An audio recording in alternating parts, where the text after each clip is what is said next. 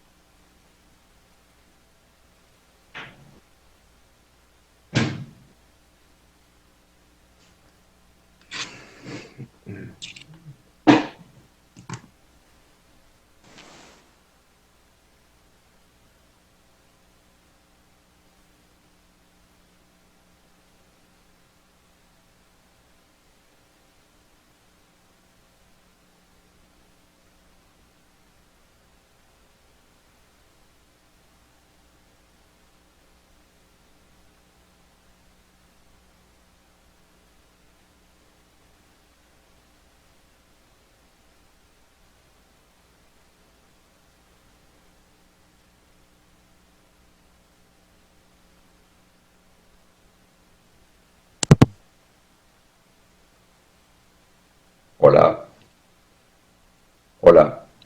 Perfecto, perfecto, jefe. Ahora sí. Sí, Vale, perfecto. Voy a bajar un poco el volumen para no generar eco. Eh, y otro grupo de pacientes que, como decíamos, por su cinética de PSA son considerados pacientes de alto riesgo. Si vamos a ver la evolución genética y los cambios que podemos adquirir en la evolución de la enfermedad, vemos una enfermedad muy temprana donde prácticamente no existe tasas de mutaciones. Las mutaciones iniciales van relacionadas con la vía de Tempulus. Progresivamente, según avanza la enfermedad, aparecen una serie de mutaciones, tanto en vías de Epitén, de retinoblastoma, de P53. Poco a poco, según nos acercamos a la enfermedad metastásica, aparecen diferentes vías de resistencia a la castración. Si vamos a la publicación clásica de Robinson, donde al menos 5 líneas diferentes de vías por las cuales podemos accionar de alguna manera fármacos dirigidos al tratamiento de esta enfermedad. En el centro vemos la alteración del receptor androgénico. Probablemente esta es la mayoritaria, verdad que un 70%, casi 80% de la enfermedad es andrógeno dependiente, o sea que podríamos decir que la mayor parte de la enfermedad está allí, en esa vía, en la que hemos encontrado, pues en los últimos años, nuevos fármacos dirigidos al control de esta mutación de esta vía. Todos los antiandrógenos nuevos de segunda generación van dirigidos a controlar la mutación. Vemos a la derecha los genes de reparación del DNA. Sabemos que esta enfermedad tiene una relación con mutaciones en BRCA, línea germinal como somática. Y por otro lado, obviamente, la vía de PI3K-AKT. Todo lo relacionado con el ciclo celular y con la vía de Wnt, pues todavía no tenemos mucha información. Hay fármacos y estudios en desarrollo, pero como veremos, pocos avances tenemos hasta hoy. Si nos trasladamos al landscape del cáncer de próstata, bueno, Raya acaba de comentar cuál es el estatus del manejo de la enfermedad hormonosensible, y vemos aquí los diferentes cuadros en color naranja claro que tienen que ver con la resistencia a castración. En la enfermedad no metastásica hay al menos 3 antiandrógenos que han demostrado beneficio. Ahora veremos la información al respecto de los estudios.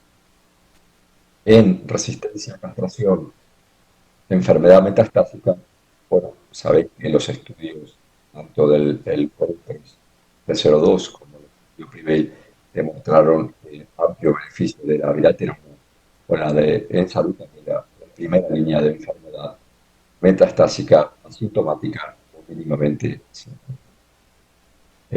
Posteriormente, el fallo de esta terapia enlaza en lo que conocemos la secuencia terapéutica de tratamiento de la enfermedad resistente a castración metastásica, y allí pues es verdad que hemos empezado a usar fármacos más en relación con nuestra práctica clínica que con datos precisos de estudios que demostraron el beneficio real de la secuencia. Prioritariamente hemos usado docetaxel, y al fallo del docetaxel, pues una segunda línea oral o tratamiento con nueva. Dani, Aquí donde tenemos novedades en las que vamos a entrar en breve con el estudio CARD. Daniel, no se oye casi nada. ¿Ah? Perdón. ¿Será, no sé, si te acercas al micrófono? Sí, espera, voy a intentar. Se entrecorta, no sé si será el movimiento. No lo sé, espera un segundo.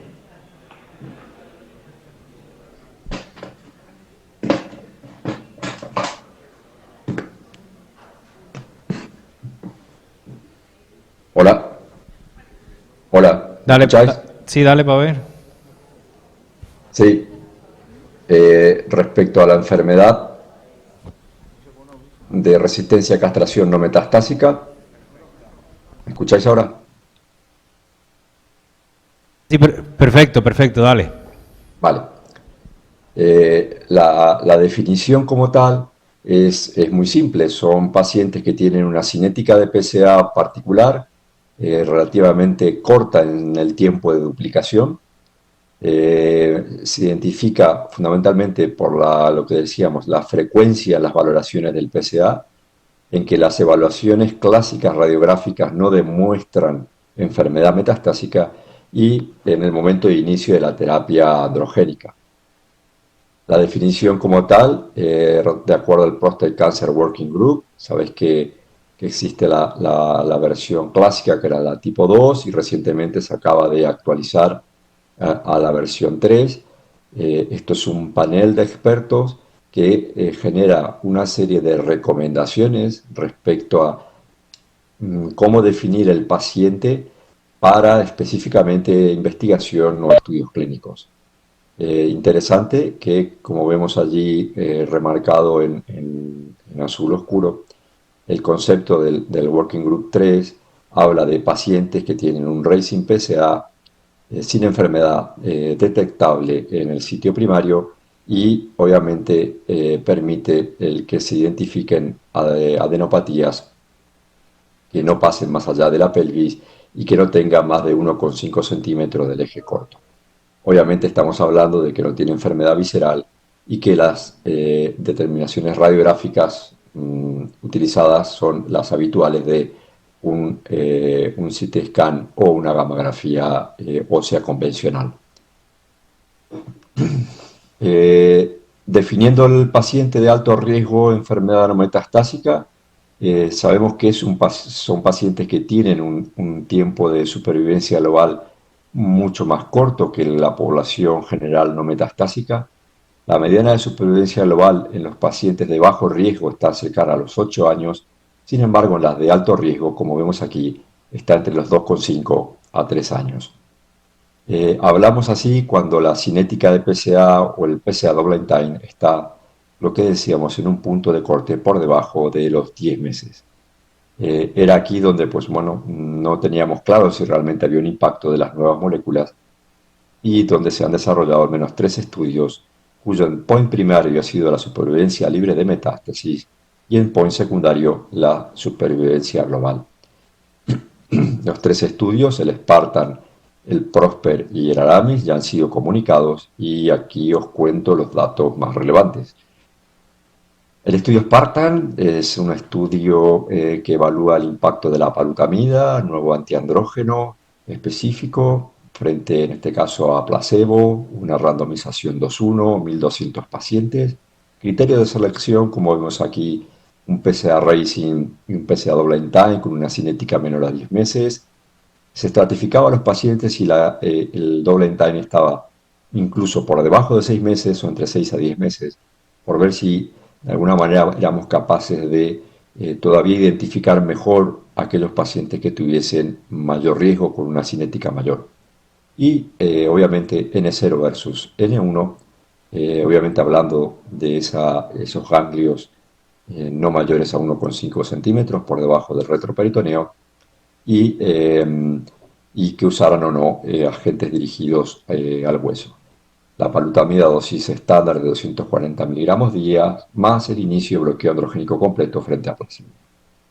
El endpoint primario se cumple. Vemos aquí supervivencia libre de metástasis a favor del fármaco experimental, la palutamida. Tiempo mediano a la metástasis 40,5 meses frente a aquellos pacientes que no lo reciben 16,2 meses. Realmente un hazard ratio de 0,28, una reducción del riesgo de recaída casi de un 70%. Esto claramente habla del impacto de estos fármacos en este setting de pacientes. El primer reporte de supervivencia global del Spartan, sabéis que no alcanza la significación estadística, había cierta tendencia con un hazard ratio de 0,70, pero vemos que pasaba el 1, entonces de manera tal de que no cumplía el objetivo primario de supervivencia global. Sin embargo, bueno, vemos que el grupo experimental no estaba reportada la supervivencia global y el placebo alcanzaba los 39 meses. Finalmente se ha comunicado el segundo análisis recientemente en la ESMO del 2019 con una mediana de seguimiento de 41 meses y nuevamente no vuelve a alcanzar el objetivo primario de supervivencia global estadísticamente o significativamente en este término. Queda pendiente del análisis final cuando alcance el 100% de los eventos, está calculado para el 2022, pero es muy probable que por el entrecruzamiento de ramas, ya que el estudio se ha liberado, no tenemos claro que finalmente demuestre un beneficio en supervivencia global. El siguiente estudio, el estudio Prosper, lo que evalúa es la ensalutamida, que ya sabéis que bueno, está comercializada en la enfermedad metastásica asintomático o mínimamente sintomático, y este estudio también un diseño parecido a la palutamida, fase 3 randomizado, dosis estándar de ensalutamida más bloqueo androgénico, randomización 2:1, 1.400 pacientes frente a placebo, y vemos que los criterios de selección son idénticos al estudio Spartan, una cinética de PSA por debajo de 10 meses y la estratificación es pues lo mismo, un punto de corte de PSA double time menor a 6 meses o entre 6 a 10 y el uso de fármacos dirigidos al hueso.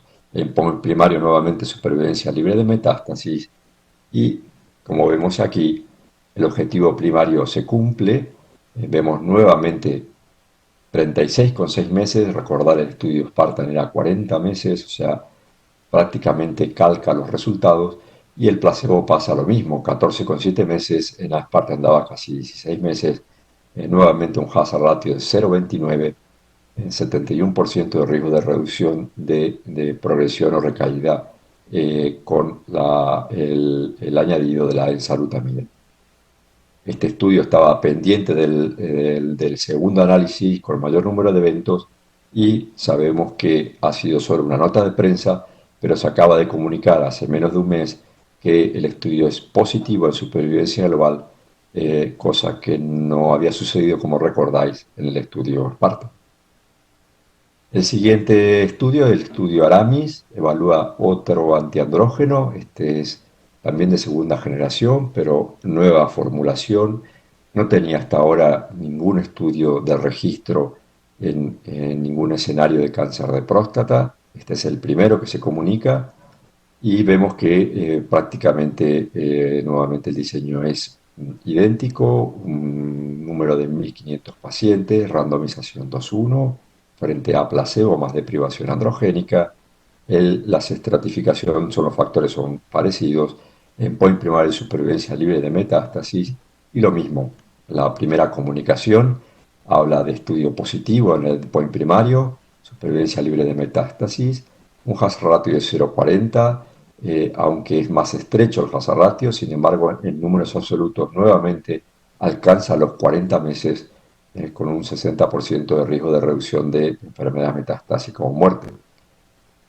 Nuevamente este estudio, al igual que el Prosper en su segundo análisis con número de eventos y mayor seguimiento, vuelve a traernos un comunicado de prensa donde habla de beneficio en supervivencia global con el añadido de la darolutamida a la deprivación androgénica.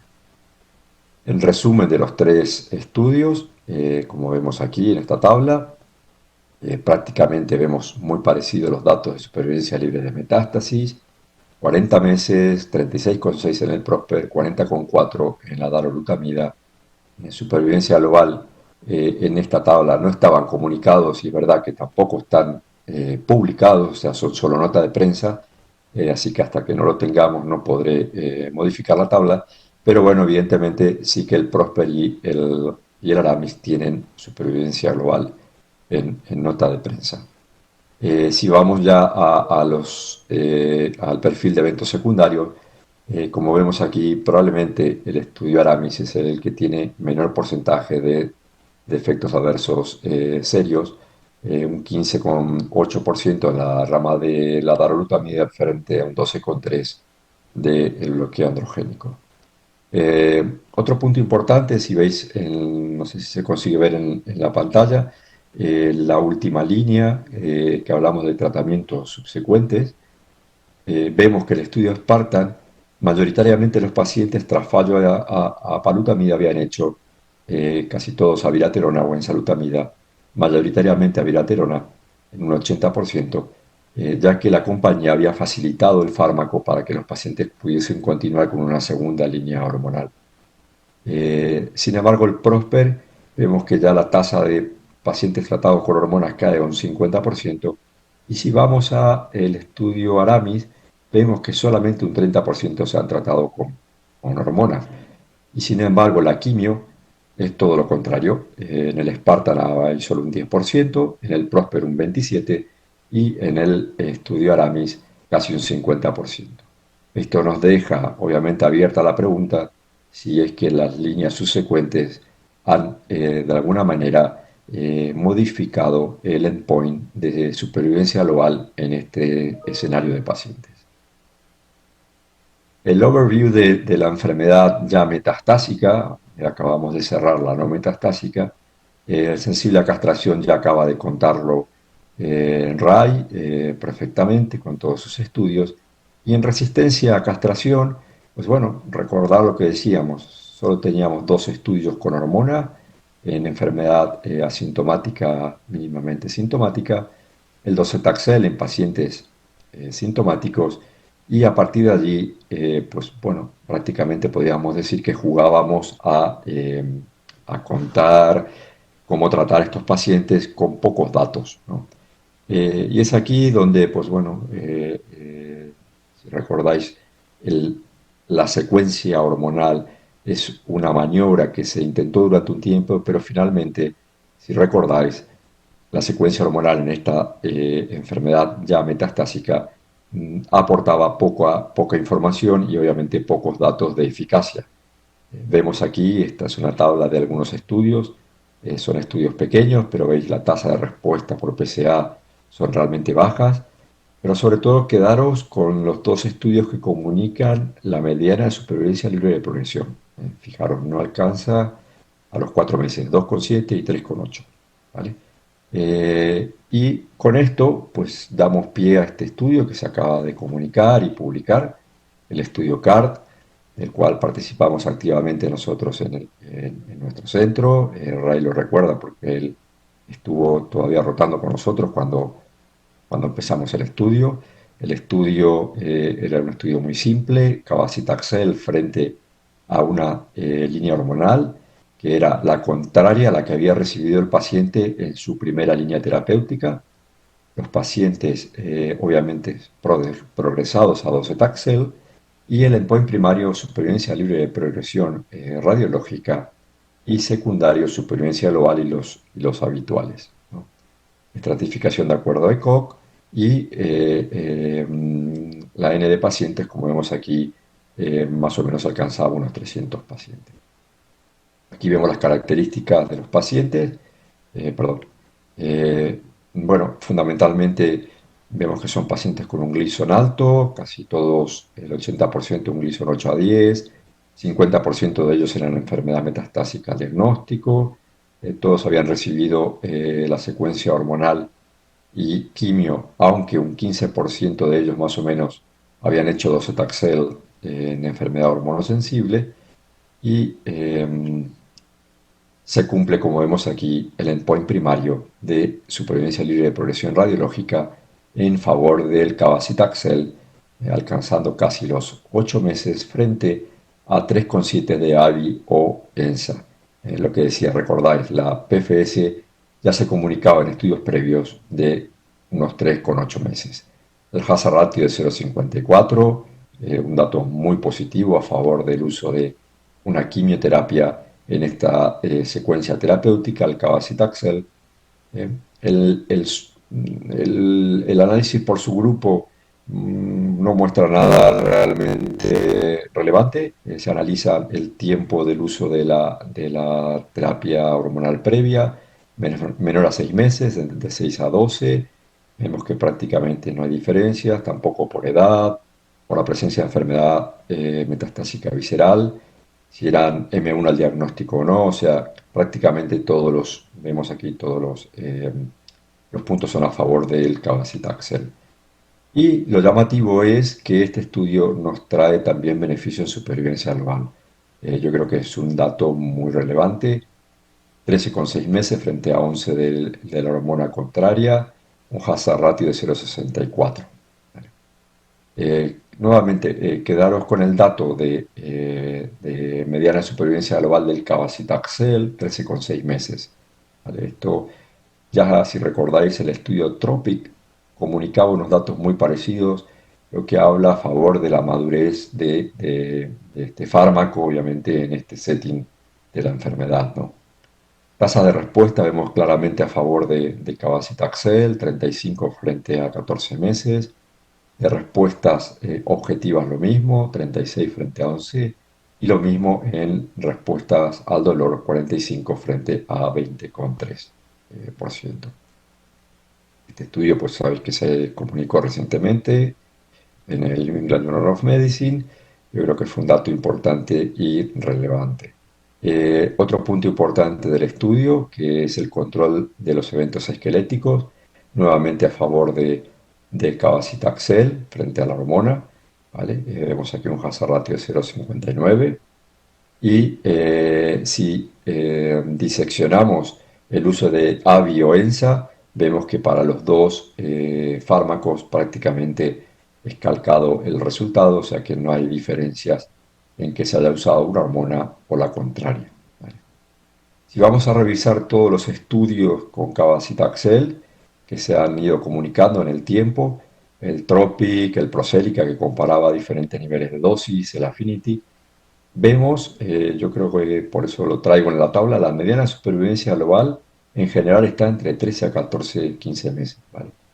Que esto habla de la solidez del fármaco y obviamente de los resultados del estudio CARD, ¿no? Eh, Aquí se abre nuevamente otro panorama, que es obviamente en qué tenemos que pensar, ya que se nos acaban las herramientas terapéuticas, ¿no? ¿A qué nos referimos, no? Hemos trasladado la hormona a una enfermedad cada vez más temprana. Debemos usar quimioterapia de forma incluso más temprana. Cuando fallen los pacientes a quimio o a una segunda quimio, eh, ¿serán candidatos a recibir más líneas terapéuticas? Es probablemente que sí, un porcentaje alto de ellos. Todavía tendrán no mucha carga tumoral, o sea que evidentemente tenemos que seguir buscando nuevas terapias en este escenario. Y de ellos, pues bueno, aquí os dejo una tabla de lo que podríamos considerar biomarcadores, perdón, genómicos que a su vez nos indican cuáles podrían ser los drivers accionables. Por un lado, lo que decíamos, genes de reparación del DNA, vemos las mutaciones en esta línea, en BRCA y en BRCANES, nos ha ido dando información al respecto. En la deficiencia de reparación en el misma repair o en la inestabilidad microsatélite, en la pérdida de una de las ciclinas, la CDK12, sabéis que genera un control y una parada importante en el ciclo celular. Obviamente la amplificación del receptor androgénico a través de la determinación o no de la RB7 y en los genes supresores de tumor, como decíamos, PTEN y retinoblastoma. En genes de reparación del DNA es donde probablemente tenemos más información.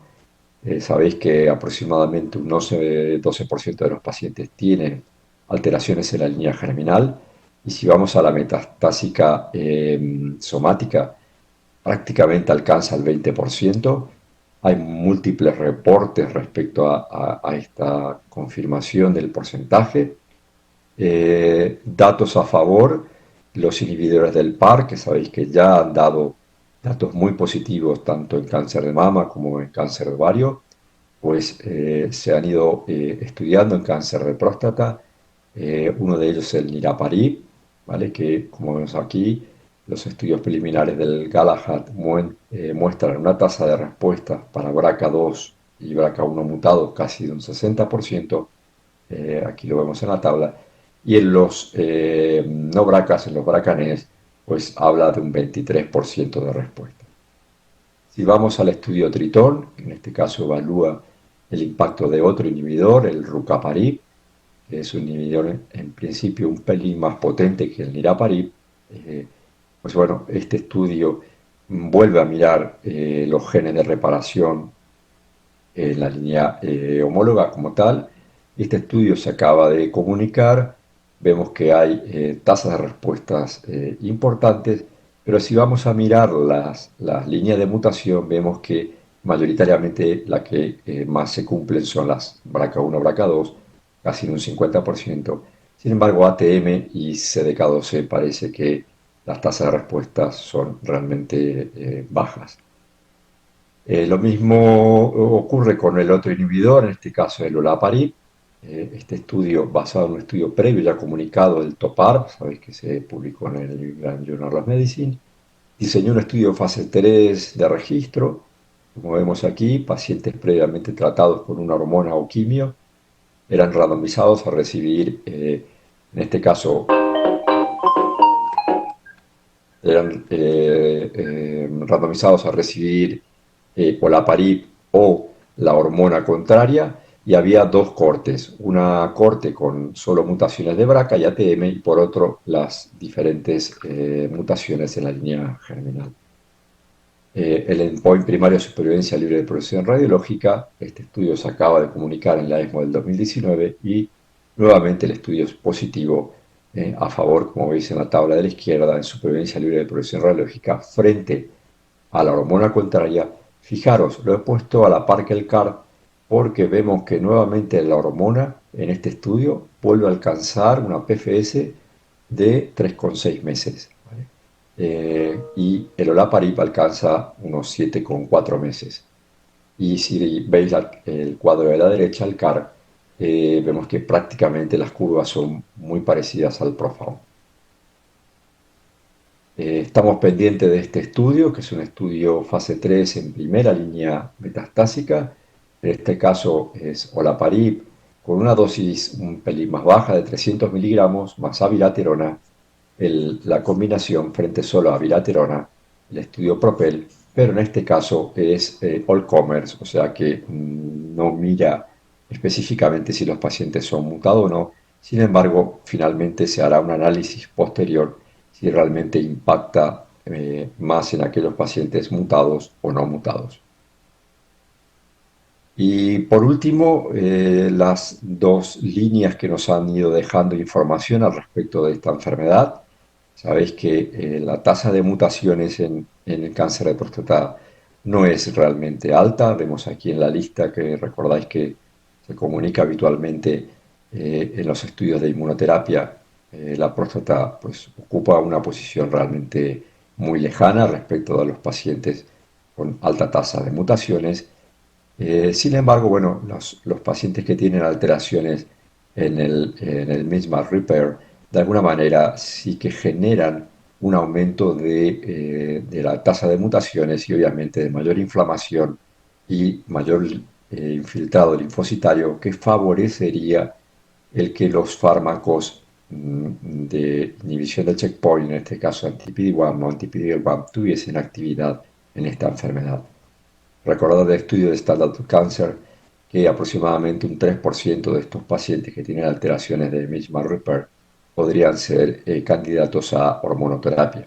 Bueno, sabéis que ya tiene incluso una aprobación por FDA como fármaco agnóstico. Vemos aquí una tabla, vemos que aquellos pacientes que tienen alteraciones de mismatch repair sí que alcanzan tasas de respuestas parciales realmente largas y duraderas en pacientes con cáncer de próstata avanzado.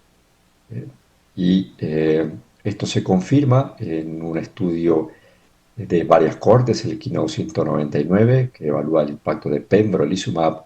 Vemos que hay 6 cortes, cortes de PD-L1 positivo, PD-L1 negativo, solo enfermedad ósea, otra que es solo enfermedad medible. Se han ido comunicando poco a poco, Y vemos aquí el comparativo de todas las cortes. Vemos que las tasas de respuestas, bueno, no son significativas. Estamos hablando de aproximadamente un 7% no más de tasas de respuestas, ¿vale? O sea que, bueno, no sabemos ni tenemos muy claro cuál es el impacto real de la inmuno en este escenario. Si vamos a mirar la mediana de supervivencia global, estamos hablando de las tres cortes que hasta ahora están comunicadas, más o menos de unos 7 a 9 meses en pacientes pretratados, excepto una corte que habla de 14 meses, que probablemente tenga una N de pacientes relativamente corta y no sea probablemente real, ¿no? Hay nuevos estudios en marcha ya de combinación de Pembro, intentando buscar si los combos de alguna manera favorecen la actividad de los checkpoint inhibitors. Vemos estudios de Pembro más olaparib, Pembro más docetaxel, Pembro más enzalutamida, en enfermedad hormonosensible, en enfermedad resistente. Todos estos estudios irán llegando en breve y iremos viendo más información al respecto. Y como vemos, hay otros estudios en marcha. Algunos ya se han comunicado, como el Checkmate 9KD, que es el estudio de Nivo más Rucaparib. Está pendiente de comunicarse el Javelin. Se ha comunicado el Invasador, que es el estudio fase 3 de Atezo más Sensa, que fue un estudio negativo. Y está pendiente el Keilin 010, que es más olaparib. Por último, recordar que existe un crosstalk entre la vía del receptor androgénico y la PI3K-KT. Veis que esta vía downstream está alterada y de alguna manera es capaz de controlar el receptor androgénico, el gen del receptor androgénico y activar obviamente esta vía. Esto se ha visto en un estudio con un inhibidor específico de PI3K-AKT, el ipatasartib. Este estudio se comunicó ya hace un par de años. Abiraterona más ipatasartib a dos niveles de dosis, 200 o 400 miligramos. Vemos que la PFS, que era el endpoint primario, no alcanza la significancia, pero si vamos a mirar los pacientes solamente aquellos PITEN mutados, vemos que sí hay claras diferencias entre los mutados y los wild type, incluso en los dos diferentes niveles de dosis de 200 y 400. Esto dio pie a este estudio, el fase 3, el hipatencia al 150. Este estudio está cerrado, pendiente de resultados y probablemente se comunique en breve. Por último, recordar que fuera ya de las mutaciones y vías alteradas en la enfermedad de próstata avanzada, estamos haciendo uso de otras líneas terapéuticas como los radionúclidos, tanto en su parte diagnóstica como terapéutica. Sabéis que esto ha ido incrementando nuestro conocimiento. Sabéis que el galio PET-PSMA de alguna manera es capaz de aumentar el diagnóstico de la enfermedad metastásica respecto a las pruebas convencionales del TAC o la gammagrafía, y unido en este caso a un radionúclido terapéutico como es el lutecio 177, es capaz de generar eficacia en aquellos pacientes previamente tratados. Vemos ahí una pequeña tabla en aquellos pacientes con supervivencia libre de progresión con medido solo por PSA, como el lutecio PSMA alcanza prácticamente unos 8 a 9 meses y en supervivencia global casi unos 14 meses, algo muy parecido a lo comunicado, por ejemplo, con el CAR. Hay al menos 2 estudios en marcha, un fase 2 e incluso un fase 3, que nos darán mayor información al respecto. Nosotros participamos en nuestro centro de un fase 1. Bueno, suena raro contarlo así, pero es verdad que la agencia, en este caso la FDA, le exigió a la compañía que hiciesen un estudio para determinar claramente cuál es la dosis máxima tolerada de este fármaco. Y bueno, estamos participando de este estudio en el centro y la verdad que es llamativo, por un lado, las pruebas diagnósticas y por otro, obviamente, la terapéutica, ¿no? Ya para cerrar, Creo que este es el landscape de la secuencia terapéutica. Más o menos Ray lo acaba de contar respecto a la enfermedad sensible. En la enfermedad metastásica yo creo que ya vamos a dejar de hablar de pre y post-docetaxel. Simplemente hablaremos de una primera línea terapéutica, que será hormona o quimio, que puede ser en la enfermedad metastásica hormonosensible o en la no metastásica resistente a castración. Ambos derivarán en una segunda línea terapéutica, que si han recibido hormona será quimio y en caso contrario será hormona. Y probablemente una tercera línea se abre un abanico entre aquellos pacientes, obviamente con mutaciones en BRCA, probablemente olaparib. En aquellos pacientes no mutados tenemos datos a favor del cabazitaxel, y en aquellos pacientes que no sean fit para quimio, pues todavía hay algún hueco para el radium 223 en la enfermedad exclusivamente ósea. Y nada más, muchas gracias.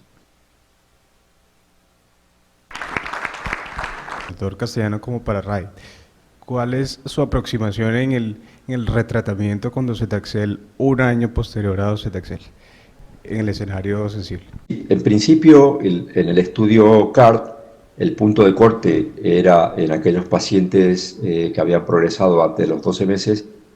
Realmente digamos, esta limitación un poco se añadió cuando se diseña el estudio, porque en aquel entonces había cierta tendencia en hacer un uso masivo de la secuencia hormonal y había que exigir, bueno, de alguna forma determinar cuál era el punto de corte de mayor o menor eficacia de una segunda línea hormonal. Se puso un punto de corte de 12 meses, que si me preguntáis, yo no sé dónde está publicado aquello. Esto es como cuando decimos que damos 6 ciclos de quimio y no sabemos quién lo puso, ¿no? Pues en la hormona pasaba igual, ¿no? Yo creo que fue un requerimiento más de las agencias reguladoras el limitar a que se incluyeran aquellos pacientes de peor pronóstico, ¿vale? Pero si quieres que te dé mi feeling es que es muy probable que la resistencia cruzada que generan estos fármacos en una secuencia hormonal va a ser independientemente del tiempo que se haya utilizado, si 12 meses, 15, 18 o 20. Lo más probable es que una segunda línea hormonal en algún paciente que incluso ha estado hasta 40 meses con una primera línea hormonal, es muy probable que no tenga impacto.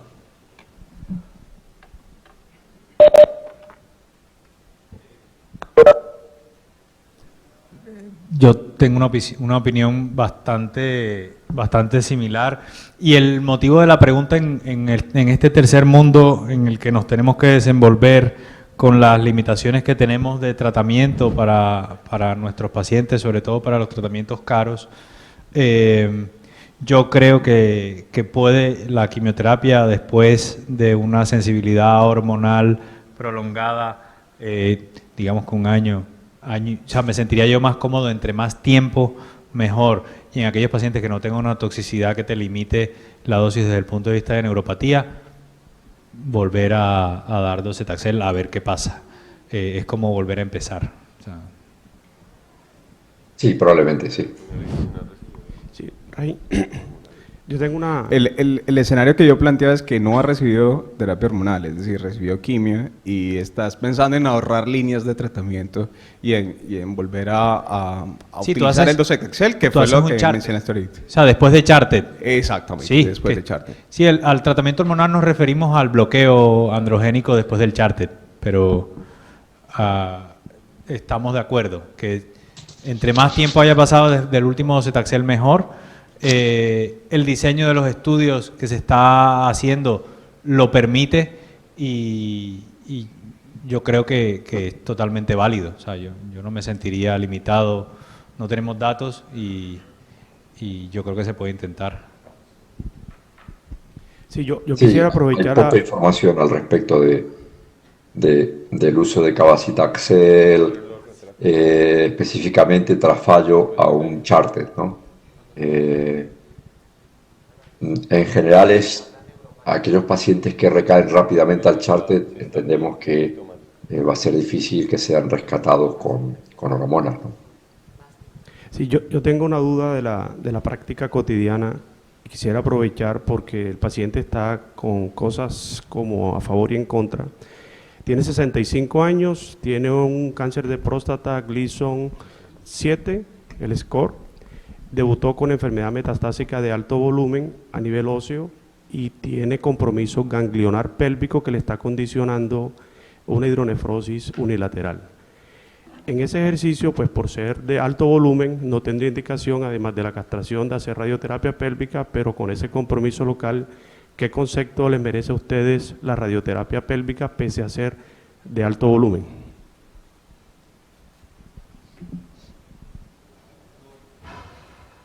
Es enfermedad hormonosensible, ¿no? Sí, enfermedad hormonosensible, alto volumen óseo, alta carga Ya. pélvica ganglionar. ¿Qué piensas de la radioterapia?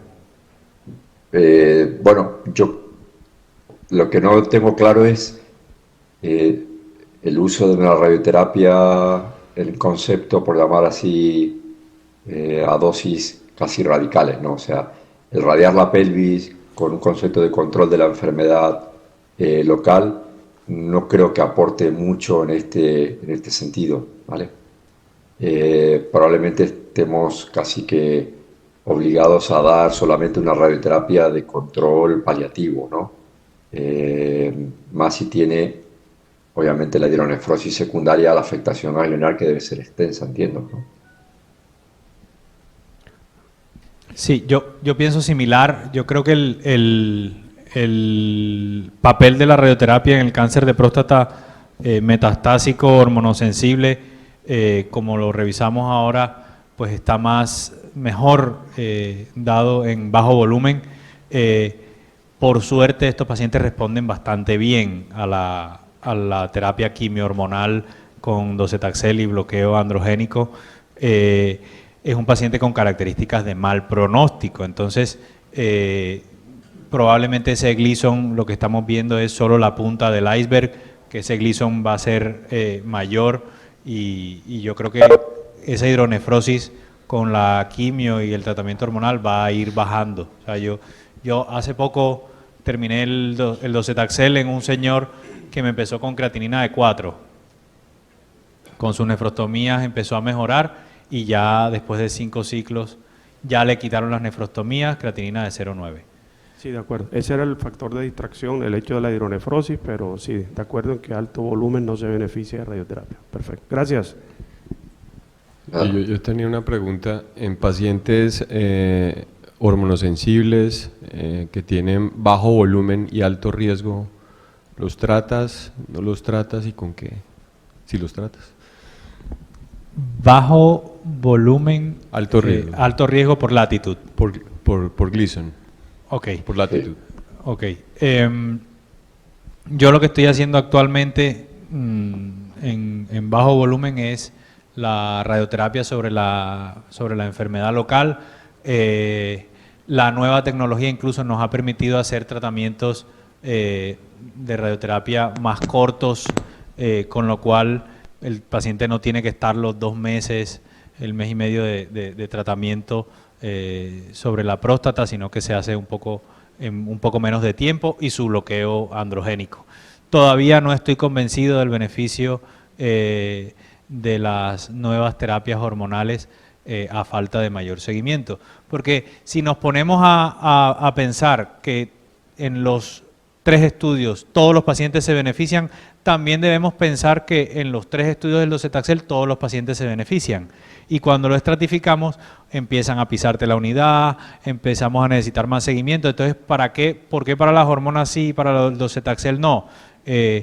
Intento ser pragmático en mi modo de actuar y de pensar y así me simplifico la vida. No sé qué piensas, Daniel.